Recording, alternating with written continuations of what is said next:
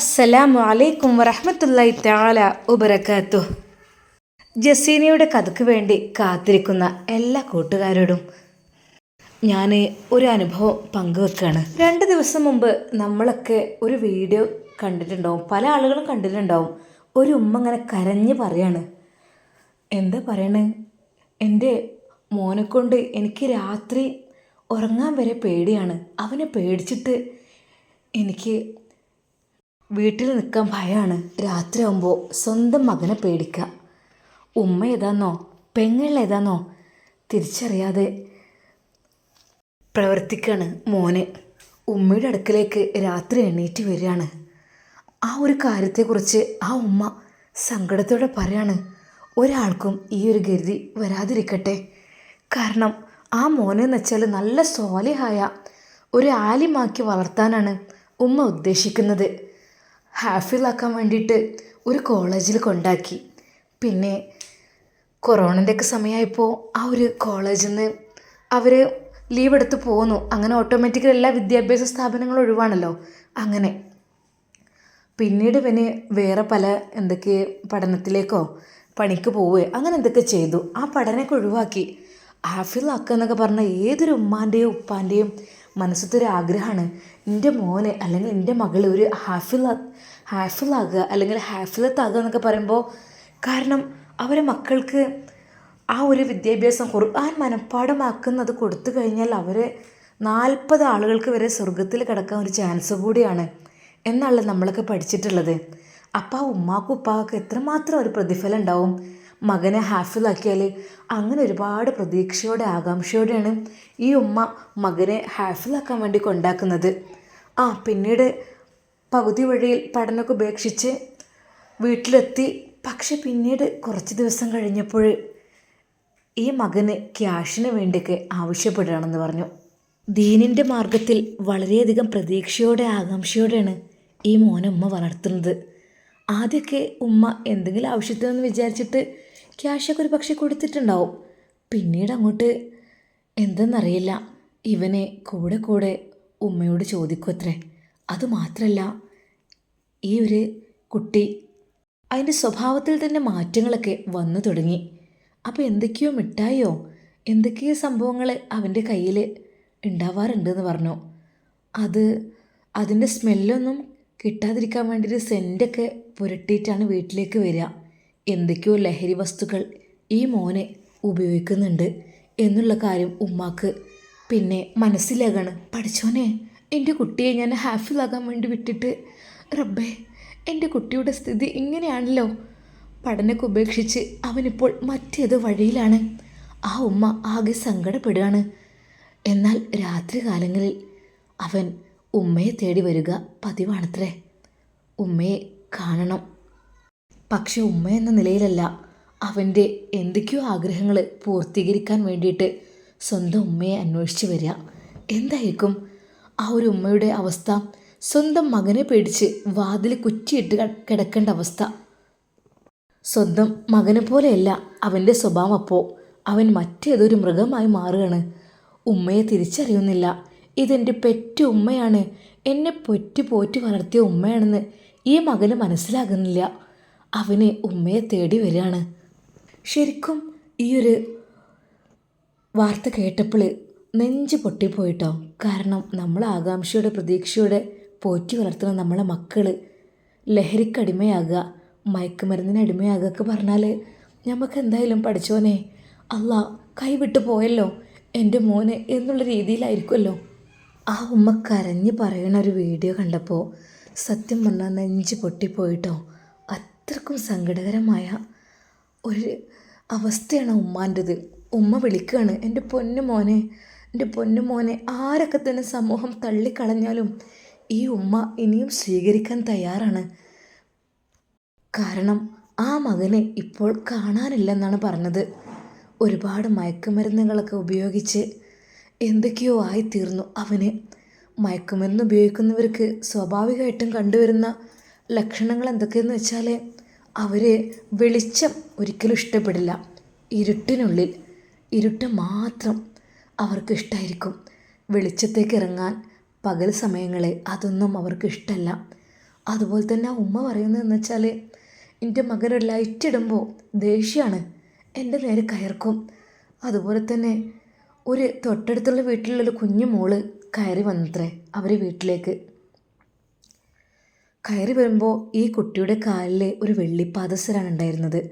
നല്ല രീതിയിൽ കിലുങ്ങണ ആ ഒരു വെള്ളിപ്പാദസരം അത് ആർക്കൊക്കെ തന്നെയായാലും നല്ല ഇഷ്ടമായിരിക്കുമല്ലോ. സ്വാഭാവികമായിട്ട് കിലുങ്ങുന്ന പാദസരം ഇട്ട് ഒരു 3 വയസ്സുകാരി പെൺകുട്ടി വീട്ടിലേക്ക് കയറി വരുമ്പോൾ എല്ലാവർക്കും ഭയങ്കര ഇഷ്ടമായിരിക്കും സ്വാഭാവികമായിട്ടും. പക്ഷേ തൻ്റെ മകന് ഇത് കണ്ടപ്പോൾ, ഈ കുട്ടി പാദസരമിട്ട് നടന്ന് വരുന്നത് കണ്ടപ്പോൾ അവളെ ദേഷ്യത്തോടെ നോക്കുകയും ആ പിഞ്ചു കുട്ടിയെ അടിക്കുകയാണ് ചെയ്തത്. നല്ല രീതിയിൽ പ്രഹരിക്കുക, ഉപദ്രവിക്കുക. അപ്പോഴാണ് ഈ ഉമ്മത്ത് ശ്രദ്ധയിൽപ്പെടുത്തുന്നത്. എന്താ റബ്ബേ, ഈ 3 വയസ്സുകാരിയായ പെൺകുട്ടി കയറി വന്നപ്പോൾ എന്ത് കാര്യത്തിനാണ് ഇവനെ കുട്ടിയെ തല്ലുന്നത്? അങ്ങനെയാണ് ഈ ഉമ്മ ശ്രദ്ധിക്കാൻ തുടങ്ങിയത്. അതെ, ശബ്ദങ്ങൾ, വെളിച്ചം, അതൊന്നും മയക്കുമരുന്ന് ഉപയോഗിക്കുന്നവർക്ക് ഇഷ്ടമല്ലത്രേ. അവൻ ഉപയോഗിച്ചിരുന്ന പല പല സാധനങ്ങൾ അതെല്ലാം ഉമ്മ കാണിച്ചു കൊടുക്കുകയാണ്. ഇതൊക്കെയായിരുന്നു അവൻ്റെ അടുക്കലുണ്ടായിരുന്നത്. പക്ഷേ അതിനിടയ്ക്ക് 1-2 അത്തറിൻ്റെ കുപ്പികൾ. ആ കുപ്പികൾ എന്തിനാന്ന് വെച്ചാൽ സ്മെല്ലറിയാതിരിക്കാൻ യൂസ് ചെയ്യാൻ വേണ്ടിയതാണെന്ന് പറഞ്ഞു. രാത്രി എപ്പോഴൊക്കെ വീട്ടിലേക്ക് കയറി വരുന്ന അവന് രാത്രി ഉമ്മയെ തേടി വരികയാണ്. സ്വന്തം ഉമ്മയാണെന്ന് തിരിച്ചറിയാതെ മറ്റു പല ആഗ്രഹങ്ങളും മനസ്സിൽ വെച്ച് ഉമ്മയെ സമീപിക്കുക. എന്തായിരിക്കും അവസ്ഥ? സ്വന്തം പ്രസവിച്ച മോന് തന്നോടിങ്ങനെ ഈ രീതിയിൽ പെരുമാറുന്നത് ഏതൊരു ഉമ്മക്കും സഹിക്കാൻ കഴിയോ? ഹേയ്, ഒരിക്കലുമില്ല. താൻ പ്രസവിച്ച തൻ്റെ പൊന്നുമോൻ, കാൽ വളരുന്നതും കൈ വളരുന്നതും നോക്കി വളർത്തിയ തൻ്റെ പൊന്നും മോൻ വലുതായതിനു ശേഷം തൻ്റെ അടുക്കലേക്ക് അതാ മറ്റൊരു ചിന്താഗതിയുമായി വരുന്നു. അത് അവൻക്ക് ഉമ്മയല്ല, ആ സമയത്ത് അവൻ്റെ വികാരങ്ങൾ തീർക്കാനുള്ള ഒരു മറ്റേതോ പെണ്ണാണ്. ഒരിക്കലും അതവൻ്റെ ഉമ്മയല്ല. പടച്ചറബ് കാത്ത് രക്ഷിക്കട്ടെ നമ്മളെയൊക്കെ. അവൻ്റെ മനസ്സിലെങ്ങനെയാണ് മയക്കുമരുന്ന് ഉപയോഗിച്ച് ബന്ധങ്ങളും സ്വന്തക്കാരെയും തിരിച്ചറിയുന്നില്ല. അവൻ്റെ മുമ്പിൽ മറ്റെല്ലാവരും എന്തൊക്കെയാണ്, അതെ, ഏതൊക്കെയോ പെണ്ണുങ്ങളെ പോലെയാണ് ഉമ്മയെ കാണുന്നത്. പാവം ആ ഉമ്മ പേടിച്ച് വാതിലടച്ച് കുറ്റിയിട്ട് കഴിഞ്ഞ ദിവസങ്ങൾ. ഒടുവിൽ ആ ഉമ്മ കാര്യങ്ങളൊക്കെ പോലീസിലൊക്കെ പറഞ്ഞ് കേൾപ്പിച്ചു. പിന്നീട് അങ്ങോട്ട് തൻ്റെ മകനെ കാണാനില്ലാതെ ആവുകയായിരുന്നു. എങ്ങോട്ടാണെന്നറിയില്ല. എങ്ങോട്ടോ അവൻ പോയിട്ടുണ്ട്. എവിടെയാണെങ്കിലും എൻ്റെ പൊന്നുമോനെ, നീ തിരിച്ചു വരും. പഴയ രീതിയിലായിട്ട് എൻ്റെ ഉമ്മാൻ്റെ പഴയ കുട്ടിയായിട്ട് ഉമ്മാൻ്റെ മോൻ തിരിച്ചു വരണം. അവൻ്റെ എല്ലാ കൂട്ടുകെട്ടുകളും റബ്ബേ നീ ഒഴിവാക്ക് എന്ന് ആ ഉമ്മ കരഞ്ഞ് പ്രാർത്ഥിക്കുകയാണ്. എന്നാൽ ഇടയ്ക്കിടെ ഇവനൊരു കോള് വരാറുണ്ടായിരുന്നു. ഒരിക്കൽ ഇവന് ബാത്റൂമിലോ അങ്ങനെ എന്തോ ആയ സമയത്ത് ഈ ഒരു കോള് അതാ ഉമ്മ എടുക്കുകയാണ്. ഹലോ, നിങ്ങളെൻ്റെ മോനെ കേടുവരുത്തരുത് പ്ലീസ്. നിങ്ങൾ എന്ത് കാര്യത്തിന് വേണ്ടിയിട്ടാണ് എൻ്റെ മോൻ എങ്ങനെ വിളിക്കുന്നത്? ആ ഉമ്മ കരഞ്ഞു പറഞ്ഞത്രേ. അപ്പോൾ തിരിച്ചുള്ള മറുപടി, ഞങ്ങൾ സംഭവം ബിസിനസ് ചെയ്യുന്നു, അത് വാങ്ങാൻ വരുന്നത് ഞങ്ങളുടെ കുറ്റമല്ല, അത് അവൻ ഇഷ്ടപ്പെട്ട് വാങ്ങാണ്, അല്ലാതെ ഞങ്ങൾ അവനെ നിർബന്ധിക്കുന്നില്ല. അവൻക്ക് ഇഷ്ടപ്പെട്ട് വാങ്ങിക്കൊണ്ടുപോകുന്നു. ഞങ്ങളെന്ന് പറഞ്ഞാൽ കച്ചവടക്കാരാണ്. ആ ഒരു വാക്കുകൾക്ക് മുമ്പിൽ ഉമ്മാക്ക് ഒന്നും പറയാൻ കഴിഞ്ഞില്ല.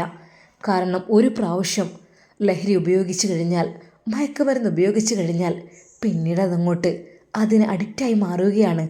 പിന്നീടത് കിട്ടാഞ്ഞാൽ എന്തൊക്കെയോ ഭ്രാന്തുണ്ടാവും, എന്തൊക്കെയോ വിറയൽ, മാനസികമായ സമ്മർദ്ദം, അങ്ങനെ പല പ്രശ്നങ്ങളും ഉണ്ടാകും.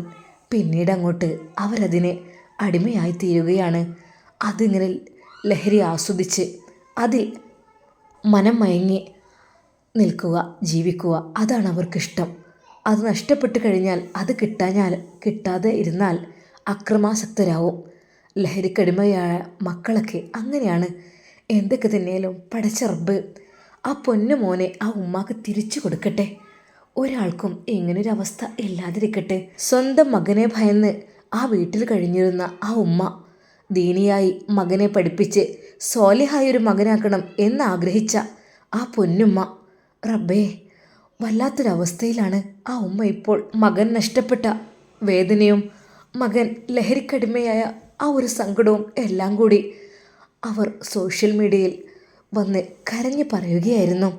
ഒരു മക്കളും ഇങ്ങനെ ആവരുത്, നിങ്ങൾ ശ്രദ്ധിക്കണം. മക്കൾക്കൊക്കെ മിഠായിയൊക്കെ നൽകുമ്പോൾ ശ്രദ്ധിക്കണം. നിങ്ങളുടെ മക്കളെ സ്കൂൾ വിട്ട് വരുമ്പോഴാണെങ്കിലും എങ്ങനെയൊക്കെ തന്നെയാണെങ്കിലും ബാഗ് ചെക്ക് ചെയ്യണം ഇടയ്ക്കിടയ്ക്ക്. മിഠായി സ്ഥിരമായി ആരെങ്കിലും കൊടുക്കുകയാണെങ്കിൽ നിങ്ങൾ ചോദിക്കണം, മോനെ ഇത് എവിടെ നിന്ന് കിട്ടി, ഇത് എവിടെ നിന്നാണ് മോനക്ക് കിട്ടിയത്, സത്യം പറയിപ്പിക്കണം. എന്നിട്ട് അതിൻ്റെ ഉറവിടം കണ്ടെത്തി നശിപ്പിക്കണം. അതാണ് വേണ്ടത്. അല്ലെങ്കിൽ നമ്മുടെ മക്കൾ കൈവിട്ടു പോകും, എൻ്റെ പൊന്നു മോൻ പോയതുപോലെ. അതുകൊണ്ട് ഒരാളുടെ മക്കളും ഇനി അങ്ങനത്തെ ചതിക്കുഴിയിൽ വീഴാൻ പാടില്ല. എൻ്റെ ഒരു അപേക്ഷയാണ്. അതുകൊണ്ട് സ്കൂൾ വിട്ട് വന്നാലും എങ്ങനെയൊക്കെ തന്നെയായാലും എവിടെ പോവുകയാണെങ്കിലും ആ സമയത്ത് എവിടേക്കെങ്കിലും ഇറങ്ങുകയാണെങ്കിലൊക്കെ ചോദിക്കണം, മോനെ നീ എങ്ങോട്ടാണ്, എവിടെ നിന്നാണ് മോനെ വരുന്നത്, എന്താ ഇത്ര നേരം വൈകിയത്, നിൻ്റെ കയ്യിലുള്ളത് എന്താണ്, നിൻ്റെ സ്മെല്ല് എന്താണ്, നീ എന്താണ് ഉപയോഗിച്ചത്, അതൊക്കെ നമ്മൾ ചോദിച്ചറിയണം. ആദ്യമൊക്കെ അവർ പറയാൻ മടിക്കും, പക്ഷേ നമ്മൾ നിർബന്ധിച്ച് ചോദിക്കണം. ഈ ഉമ്മാക്ക് പറ്റിയതുപോലെ ഒരു ഉമ്മാക്കും ആ ഒരു വിഷമം ഉണ്ടാകാൻ പാടില്ല.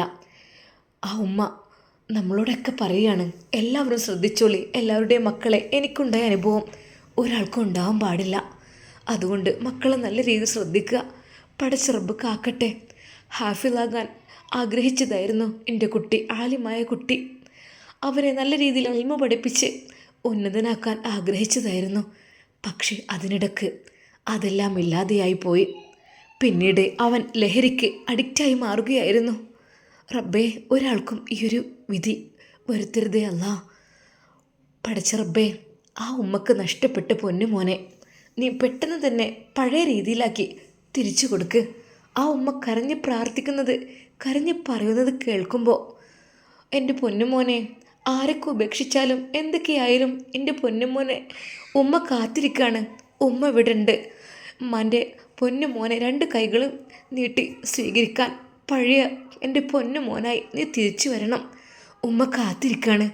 രാവും പകലും ഉറക്കമില്ലാതെ അള്ളാഹുവിനോട് ദുആ ചെയ്തുകൊണ്ട്.